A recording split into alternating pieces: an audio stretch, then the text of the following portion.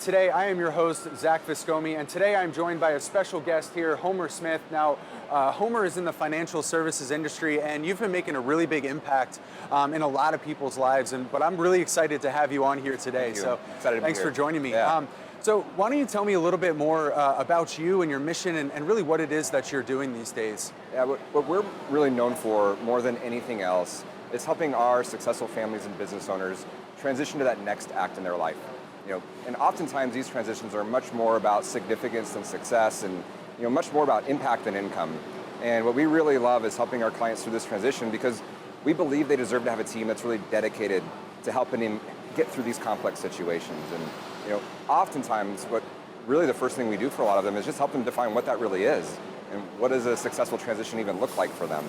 So that's really what we're all about and what we're doing. And what we know is these transitions, why I think that's so important to focus on them is our clients are always going through transitions, and they can be daunting, whether it's transitioning from owner-operator of their business to just being owner and being able to step back from the day-to-day operations, or transition that business to the next generation or the management team, or maybe transitioning it to an outside buyer, or even transition that wealth to the next generation or causes they care about, but doing it in a way that leaves a positive impact on the world. And we know that's challenging, and what we're really there for is to make sure there's clarity and a plan to do all that. And it's much more than just managing their investment portfolio. And I think we're pretty good at that. We've got a great process around that. But I think what we really like to focus on is that transition to that next act at every stage of their life.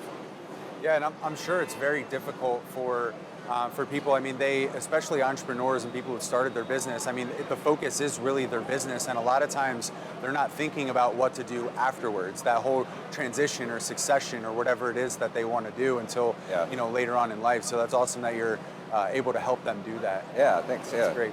And so you have a very unique process in the way that you do things. I mean, obviously, I imagine that this has to be really tailored to the individual, but can you kind of walk me through a little bit of what that process looks like? Yeah, it's interesting you use the word unique, because I actually think that in our industry especially, it's really hard to be unique. The reality is, the way I look at it is, if any advisor can do something, then any other advisor could also do that.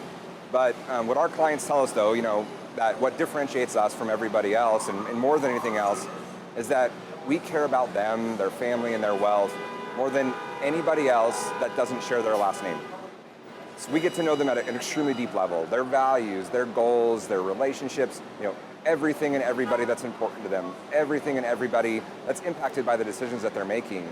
And even how they want to work with their professional team, and even their interests and hobbies and things that are really important to them. And while that's not unique, what it allows us to do is identify solutions for them that others might miss. And again, not because they're unique, but because they just might not know about them, or again, they might not recognize that they're a fit because they didn't get to know them at that level. And that's like hugely gratifying for me to know that our differentiator is really about relationship. So I think in our industry, a lot of advisors think it's their process. It's their investment process, their planning process. But when you talk to clients and you talk to their CPAs, their attorneys, they tell us they can't tell the difference from one advisor to the next on those things. And so for us, being able to really focus on that relationship, because our clients, what they tell us is what they really need, what they really want is a team that can act as their personal CFO. Help them solve all the key challenges for their family and for their business, so they can really focus on taking care of their business, taking care of their family, the causes they care about, maybe even making a difference in the world. So for us, that differentiator is really about the relationship, not some fancy process. And I imagine with people who are building up this wealth, trusting somebody with that money that they've worked so hard to accumulate and what to do with it is really important. And so I imagine, and obviously, taking the time to get to know them personally and building that relationship is a great way to build trust. But then obviously, you deliver on that too, which is awesome. And so in that same vein, I mean, you've talked about the different ways in which you help families to really plan. Can you give me an example of maybe somebody that you have worked with that you've been able to make a difference in that really stands out in your mind? Yeah, I mean, I think there's so many stories we could tell, but interestingly enough, I think there's one family that perfectly kind of walks through all these different transitions that we've talked about. And it's a client that we met just over 5 years ago. They've built a pretty successful technology company over the years, not one of these unicorn, billion-dollar firms, but just a long-term successful company focused on the aerospace industry. but they've been through all the ups and downs. They've been through the dot-com bubble bursting, they've been through the 08, 09 financial crisis. They almost lost the business multiple times. And they're finally at a stage where they're really making meaningful income for the first time in their lives. And so this first kind of challenge and problem that we discussed when we first met them was, okay, we're now at this stage where we're making good income. Now we want to make a bigger impact on our family and on the world and the things that they care about. But the owner was still very tied to the business and felt the business was overly dependent on him. The first thing we really did was just assess the management team and the sales team and who are the A players. And we identified the right resources to bring in to make sure they could run the company successfully without them. And he was able to take a sabbatical for a long period of time from the business. And the funny thing is when he came back, kind of to his chagrin, the company was operating more effectively and growing faster than ever had when he was there. And so that really allowed him to know, okay, I can begin to move to just owner instead of owner-operator.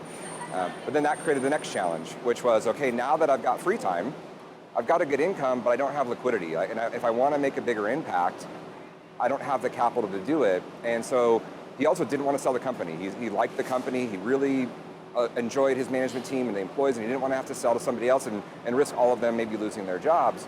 But he wanted to get some capital out of the business. So we started to look for ways, how can you maybe sell a part of your company, get some liquidity out of it, but still maintain control and maintain that culture. And so we narrowed it down to a few options. And then the other thing was, hey, I don't want to pay taxes if I can and lose a significant amount of this wealth. And so we're able to identify a couple different solutions that could allow him to sell part of the business, maintain control, and not pay tax on that first transaction. And so that allowed them to now have the capital to start doing more for the causes they cared about and for their family, which then presented the next transition, which is, okay, now we've got some of this liquid capital. How do we begin to transition that to the next generation and to those causes they care about? But their family, they have 2 kids, didn't grow up with wealth because it really was only these last few years where they had meaningful income. So they were worried about, okay, if we start giving too much of this wealth to them too soon, they're not going to be really prepared for how to deal with this, and maybe we might actually magnify some of the problems in their lives. And so the first thing, we just took a step back and said, okay, well, what's really important to you guys? What matters to you, and what are the values that really, at the end of the day, you want to transfer your values to the next generation as much as you want to transition that wealth. And so we really worked on that first. And then we brought the family together, brought the kids in and did multiple family meetings to share with them what's important to the parents and what do they want to transfer to them and how they want to bring them into this family enterprise. And the reality is this is going to be an ongoing project. We're just getting started. This is going to be years in the making. And I think all of these transitions typically take years, and why that's important is things change.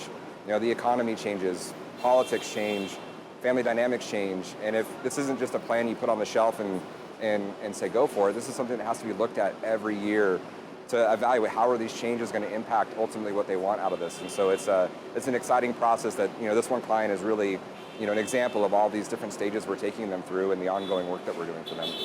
I mean, that's amazing.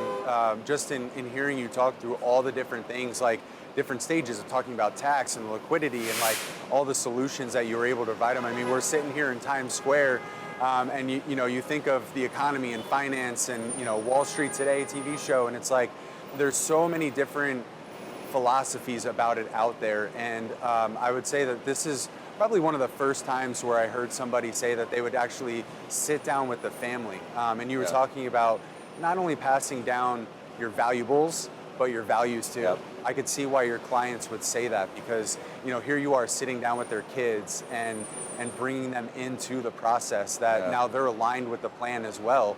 And it's just everybody wins in that situation. So I'd say it's much more fulfilling to have the meetings that we have with our clients where we're talking about those types of things. And we spend most of the meeting on those. Even if the markets are going crazy, most of our meetings are really spent on what's important to them and their values, because we've been able to quiet that noise that's out there for them.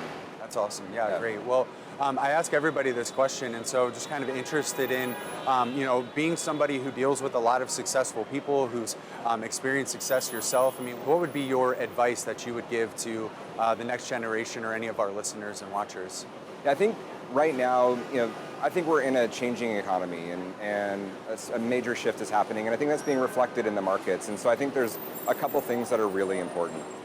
First is kind of going back to what we talked about with this family is most people, with everything going on economically, politically, socially in the world, they're frustrated by what's happening, and there's so much noise, there's so much narratives out there, and they're worried. They're worried about leaving this business that's been their identity. They're worried about selling this business and not getting maximum value for their life's work. They're worried about transitioning it to the next generation and leaving a positive impact instead of something that's destructive.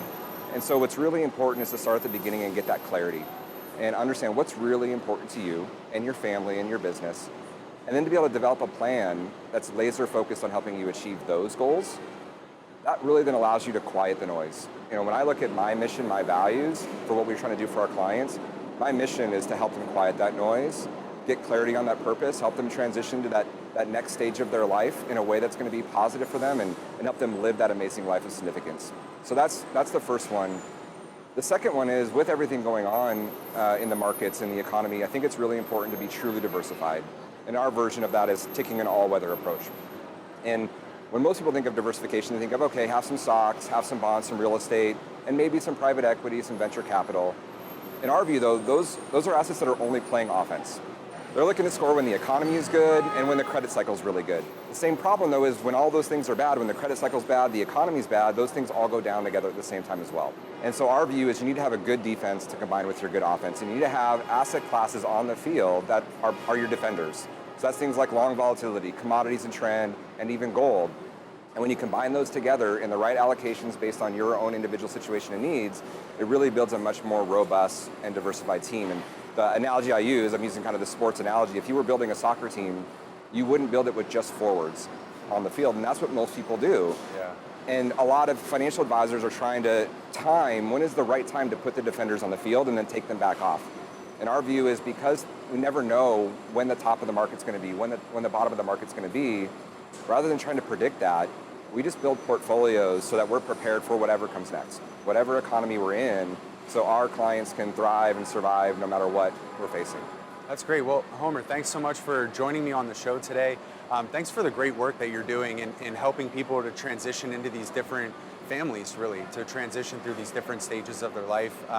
And thanks for taking the time to share your story and make an impact in the lives of other people. So yeah, happy to be here. Thank you very much. Absolutely. And thank you guys for joining us on another episode of Wall Street Today.